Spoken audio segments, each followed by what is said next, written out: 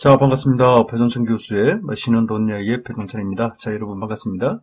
미분양 아파트가 속출하고 있죠. 또한 줍줍도 난리 날 것으로 보이는데, 아시아경제신문 기사에 의하면 수도권 청약시장의 열기가 급속히 가라앉아서 미분양 단지가 속출하고 있다는 거죠. 어떤 경우는 단지가 통째로 계약에 실패한 사례까지 나왔다고 하는데, 이를 좀 더 자세히 살펴보면 경기도 성남시 중원구에 있는 이안보란 세트럴파크 아파트 74세대 분양에서 모든 가구가 계약에 실패했다는 것이죠. 그래서 청약홈에 들어가지고 청약 접수 결과를 살펴보니까요.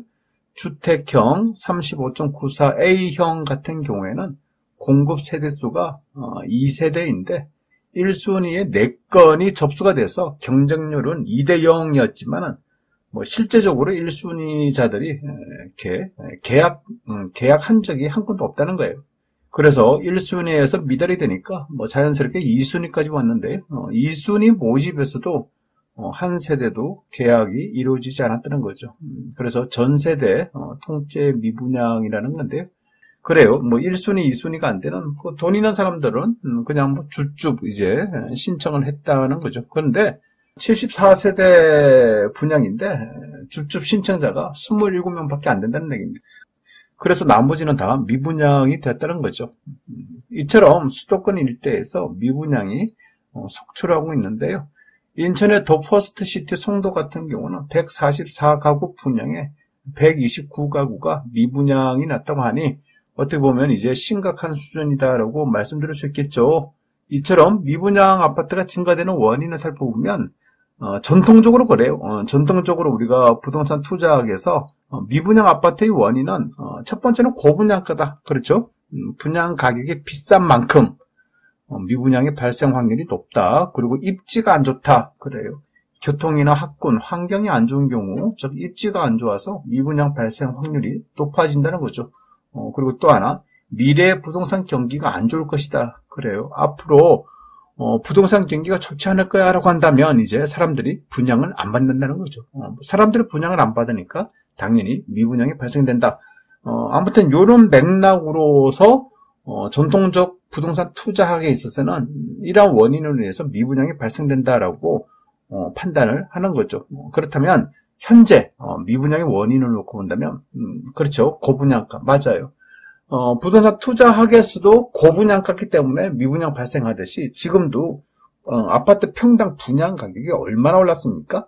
서울이든 수도권이든 지방 광역시든 지방이든 그렇죠? 평당 분양가가 올라도 너무 많이 올랐다는 거예요. 따라서 고분양가의 영향으로 인해서 이제는 분양받기가 두렵다라고 말씀드릴 수가 있겠죠. 평당 가격이 비싼 만큼 이제는 분양받아도 그전에는 이제 분양받고 프리미엄이 형성돼가지고 그렇죠.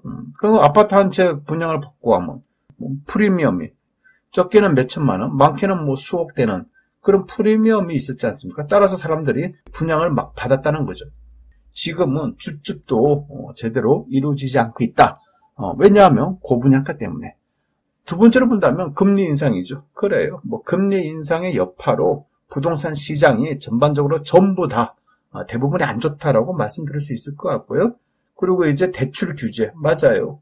아파트를 분양받는데 중도금 대출을 안 해. 잔금 대출을 안 해.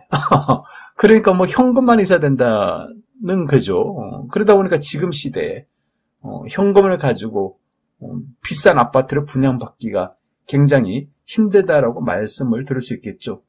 여기에다가 분양권도 이제 주택수에 포함이지 않습니까?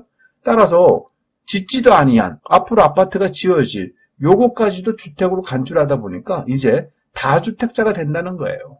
그러다 보니까 이제 분양권의 열기가 분양 아파트에 대한 열기가 감소가 되고 있다. 따라서 미분양이 증가되고 있다라고 말씀을 드릴 수가 있겠죠.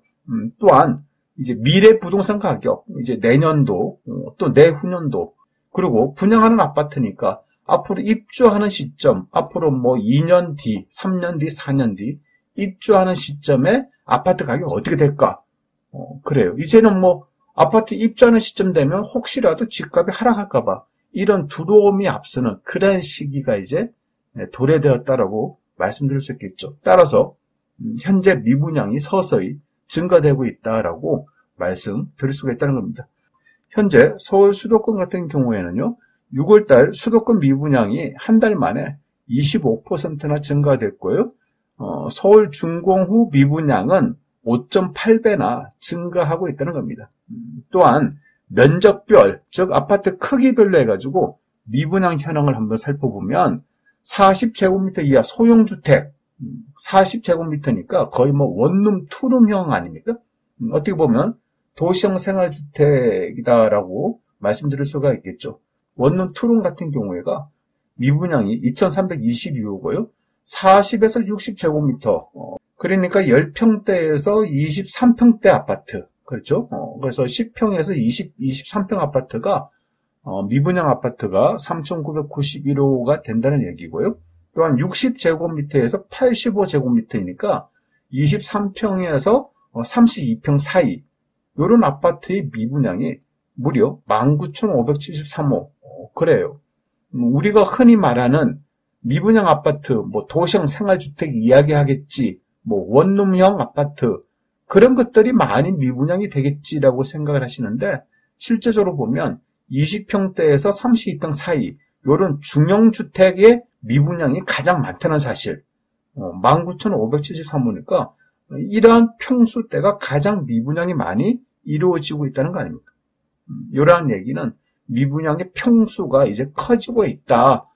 이제 도시형 생활주택, 원룸, 투룸이 미분양 발생하는 게 아니라 이런 20평대, 30평대 초반의 아파트조차도 미분양이 확 증가되고 있다는 사실 기억하셔야 되겠죠. 또한 85제곱미터 초과되는 대형주택, 즉 뭐 38평, 40평, 50평, 60평대 아파트, 이런 대형 아파트도 미분양의 호수가 2024호로 이처럼 대형 평수의 아파트, 대형 평수의 주택들도 미분양이 이처럼 증가되고 있다는 겁니다. 여기에 대구 같은 경우에는요, 투기과열지구가 해제됐지 않습니까? 이처럼 투기과열지구가 해제되었지만은 대구 아파트 분양가보다 싸게 팝니다. 그래요. 오히려 대구 쪽 아파트를 분양받고 나서 플러스 피, 뭐 프리미엄이 뭐 몇천만 원, 이런 이야기가 아니라 이제는 대구 쪽 아파트를 분양을 받으면 마이너스 피, 기본 1,000만 원부터 시작해가지고 마이너스 3천, 4천만 원 이제 피가 형성된다는 겁니다. 어떻게 보면 무서운 이야기지 않습니까? 내가 아파트를 분양받아서, 그죠? 투자의 목적, 조금이라도 몇천만 원 이득 보기 위해서 샀는데, 분양받자 말자. 어떻게 된 겁니까? 마이너스 피가 뭐 1,000만 원, 2천만 원, 3천만 원, 4천만 원. 지금 현재 마이너스 피가 3천, 4천이면 앞으로 2년 뒤, 3년 뒤 입주하는 시점이 되면 더 많은 하락이 이루어질 수도 있다는 거 아니겠습니까? 그렇죠? 그러니 지금이라도 마이너스 피 3천, 4천 해가지고 던지고 보자. 이런 심리들이 이제 퍼지고 있다고 봐야 되겠죠. 이런 의미에서 본다면 앞으로 미분양 아파트를 산다는 거, 이런 부분은 좀 조심하셔야 될 것 같아요.